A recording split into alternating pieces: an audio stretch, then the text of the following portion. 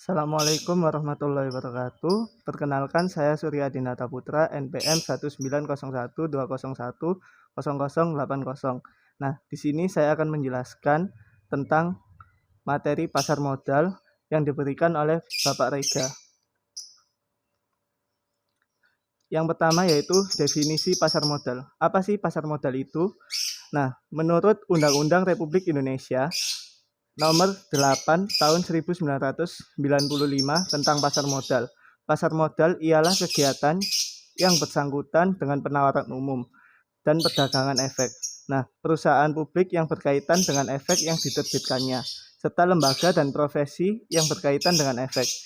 Yang kedua yaitu menurut IDX atau Indonesia Stock Exchange.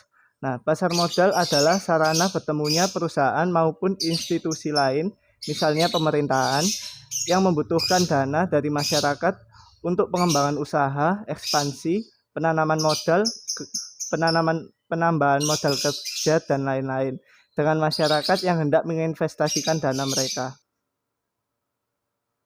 Selanjutnya yaitu saya akan menjelaskan tentang jenis pasar modal. Jadi jenis pasar modal ada dua. Yang pertama pasar primer, yang kedua adalah pasar sekunder. Nah, pasar primer itu apa sih? Pasar primer yaitu pasar go public atau initial public offering atau IPO. Jadi perusahaan TBK atau perusahaan menjual kepada investor. Nah, sedangkan pasar sekunder yaitu investor menjual saham kepada investor lain.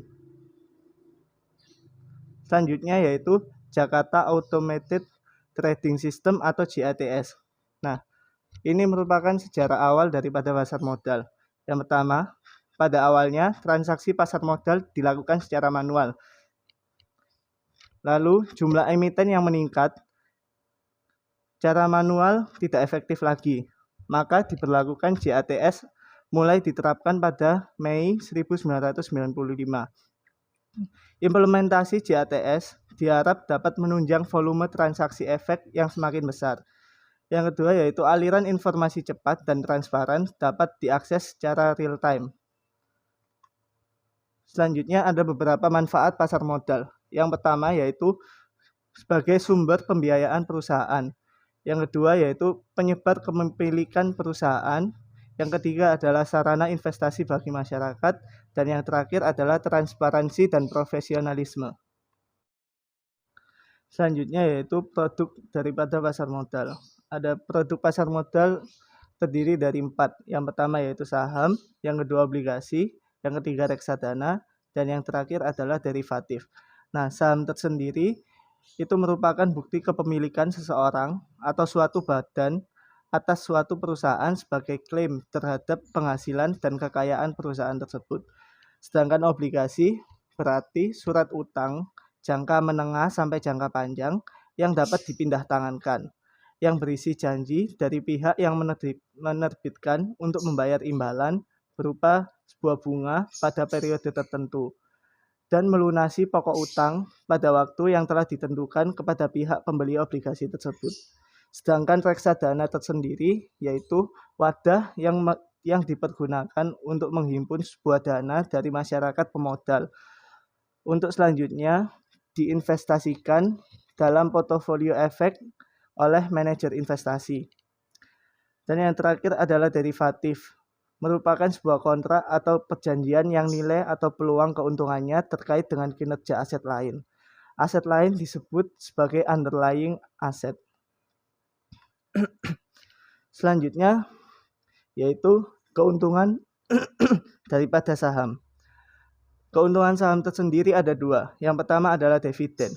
Dividen merupakan sebuah pembagian keuntungan perusahaan kepada pemegang saham berdasarkan kepemilikan saham. Nah, dividen diberikan setelah RUPS. Yang kedua yaitu keuntungannya daripada saham adalah harga jual lebih tinggi dari harga beli. Selanjutnya resiko daripada saham. Yang pertama yaitu capital loss. Capital loss berarti harga jual lebih rendah daripada harga beli. Yang kedua adalah resiko likuidasi. Berarti perusahaan dinyatakan bangkrut oleh pengadilan atau perusahaan tersebut dibubarkan. Berikutnya adalah pemilihan saham. Bagaimana sih cara kita memilih saham? Yang pertama, kita harus membutuhkan analisis fundamental, yaitu melihat kinerja keuangan perusahaan. Serta yang kedua yaitu kita harus membutuhkan analisa teknikal dengan cara melihat pola pergerakan saham. Nah, jenis saham berdasarkan hak klaimnya. Ada dua. Yang pertama yaitu saham biasa atau common stock. Yang kedua adalah saham preferred atau preferred stock. Saham biasa, hak klaim terakhir saat perusahaan likuidasi. Yang kedua, hak suara proporsional dalam RUPS. Yang ketiga, mendapatkan dividen. Yang keempat, hak memesan efek terlebih dahulu. Sedangkan saham preferred, yang pertama hak klaim diprioritaskan saat perusahaan likuidasi. Yang kedua yaitu tidak memiliki hak suara dalam RUPS. Yang ketiga, dividen jumlah tetap setiap tahunnya. Dan yang terakhir adalah memiliki opsi konversi saham biasa. Selanjutnya yaitu obligasi. Obligasi berdasarkan penerbit. Yang pertama yaitu obligasi korporasi atau corporate bonds diterbitkan oleh swasta, BUMN, dan BUMD. Sedangkan obligasi negara atau government bond diterbitkan pemerintah. Obligasi berdasarkan jenis ada dua. Yang pertama obligasi konvensional dan yang kedua obligasi syariah atau sukuk. Efek syariah berupa bukti kepemilikan atas underlying aset. Nah, apa sih keuntungan obligasi itu? Keuntungan obligasi ada tiga. Yang pertama, kita dapat mendapatkan kupon atau fee atau nisbah secara periodik dari efek bersifat utang yang dibeli. Pada dasarnya, tingkat kupon atau fee atau nisbah berada di atas bunga Bank Indonesia atau BI rate. Yang kedua adalah memperoleh capital gain dari penjualan efek bersifat utang di pasar sekunder. Dan yang terakhir daripada keuntungan obligasi adalah memiliki resiko yang relatif lebih rendah dibandingkan instrumen lain seperti saham, di mana pergerakan harga saham lebih berfluktuatif. Dan yang terakhir adalah resiko. Apa sih resiko obligasi itu?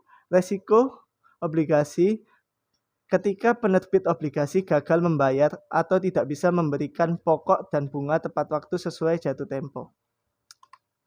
Selanjutnya saya akan menjelaskan tentang reksadana.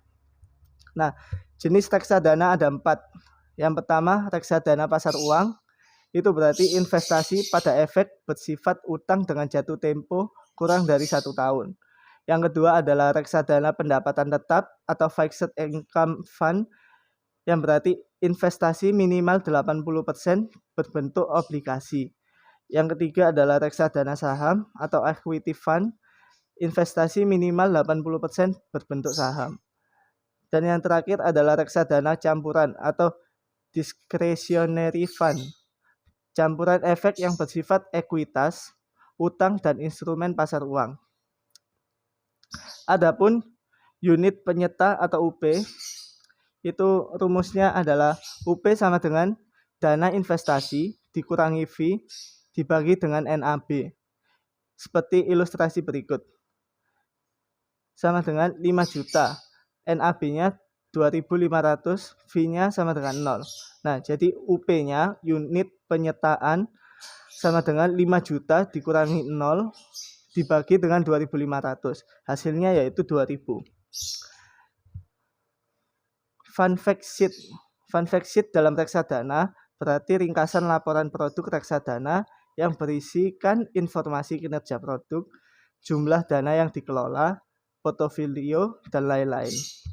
Adapun keuntungan daripada reksadana yaitu kinerja portofolio dikelola dan dipantau oleh manajer investasi.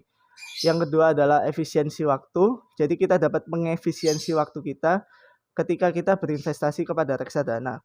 Dan yang ketiga adalah diversifikasi investasi dengan dana yang terjangkau. Jadi kita investasi di reksadana, kita membutuhkan dana yang terjangkau. Resiko daripada reksadana tersendiri yaitu yang pertama, berkurangnya nilai NAB. Jadi dalam berinvestasi kita tidak semata untung, kita juga dapat rugi atau berkurangnya nilai NAB. Yang kedua adalah likuiditas. Nah, likuiditas itu terjadi ketika manajer investasi tidak bisa menyediakan uang tunai sebagian besar pemegang unit melakukan penjualan kembali atau redemption. Dan yang ketiga yaitu resiko one prestasi. Nah, berikut merupakan struktur pasar modal. Jadi, pasar modal itu strukturnya yang paling atas adalah otoritas jasa keuangan atau badan yang mengawasi pasar modal. Dan di bawahnya menaungi yang pertama adalah ID Clear atau Clearing Penjaminan Efek Indonesia sebagai lembaga clearing dan penjamin. Yang kedua yaitu IDX atau Indonesian Stock Exchange sebagai fasilitator perdagangan efek, penyedia sarana pendukung dan pengawas kegiatan anggota bursa, transparansi perusahaan tercatat, serta menciptakan instrumen baru di pasar modal. Dan KCEI merupakan lembaga penyimpanan dan penyelesaian. Nah, ini adalah struktur pasar modal berikutnya. Yang pertama yaitu Otoritas Jasa Keuangan yang menaungi Bursa Efek Indonesia, Lembaga Clearing dan Penjamin, serta Lembaga Penyimpanan dan Penyelesaian atau KSEI. Nah, di bawah ketiga lembaga ini terdapat perusahaan efek. Nah, perusahaan efek berfungsi sebagai penjamin emisi, perantara perdagangan efek, serta manajer investasi. Yang selanjutnya yaitu lembaga penunjang. Lembaga penunjang sebagai biro administrasi efek, bank kustodian, wali amanat, serta pemeringkat efek. Dan yang selanjutnya adalah profesi penunjang sebagai akuntan, notaris, penilai atau konsultan hukum. Selanjutnya adalah pemodal. Sebagai pemodal ada dua. Yang pertama pemodal domestik atau masyarakat Indonesia, dan yang kedua adalah pemodal daripada pihak asing. Dan yang terakhir adalah emiten, perusahaan publik, serta reksadana. Nah, ini merupakan skema penyelesaian BEI. Nah, jadi dalam skema penyelesaian BEI ada dua order. Yang pertama order jual dan yang kedua adalah order beli.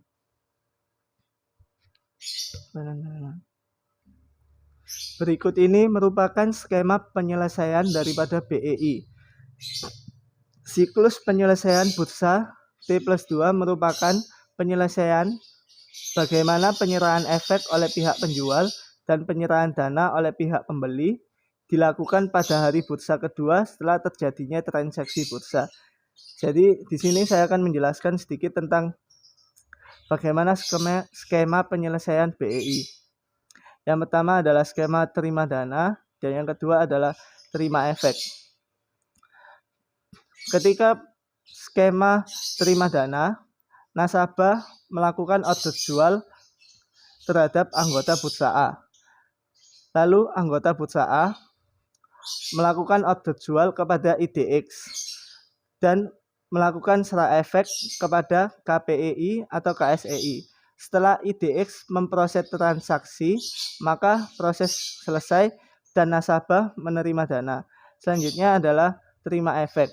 Ketika nasabah mengorder beli kepada anggota bursa dan anggota bursa menjual kepada IDX, lalu IDX menyerahkan data memproses transaksi kepada KSEI. Tidak hanya itu, anggota bursa juga menyerahkan dana kepada KSEI. Ketika proses selesai, maka KSEI menyerahkan atau menerimakan efek kepada anggota bursa, lalu anggota bursa menyerahkan dana kepada nasabah. Next. Berikut merupakan cara investasi di perusahaan internasional. Ada dua cara investasi di perusahaan internasional. Yang pertama adalah daftar broker luar negeri dan yang kedua adalah reksadana portofolio saham luar negeri. Yang pertama, setiap broker punya regulasi tersendiri seperti paspor, ID card, gaji dan tagihan bulanan. Nah, ini merupakan daftar broker luar negeri seperti Charles SCHWAB.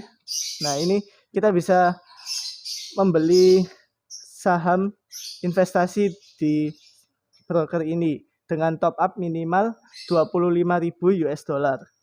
Selanjutnya yaitu ada JP Morgan Chase yang hanya menerima WNA di Amerika. Ada Zacktrade, ada Interactive Broker, serta Ameritrade. Sedangkan ada reksadana portofolio saham luar negeri seperti Mandiri Investasi, reksadana Mandiri Global Syariah Equity Dollar. Nah, ini adalah referensi daripada materi pasar modal ini.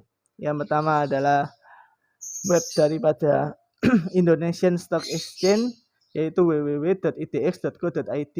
Dari sini kita bisa melihat bagaimana produk reksadana di Indonesia serta bagaimana perkembangan daripada perusahaan yang sudah TBK.